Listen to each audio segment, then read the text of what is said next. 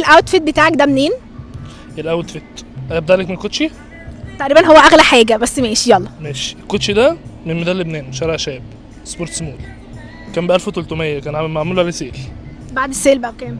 ما هو كان هو 1300 هو 1300. هو كان ب 2200 بقى ب 1300. طب حلو قوي. الشراب ده من المجر، والله بجد ده بومه من المجر، بس هو ايه يعني الفردتين مش زي بعض، يعني هو ده كان فرده وده كان فرده، فانا جمعتهم مع بعض.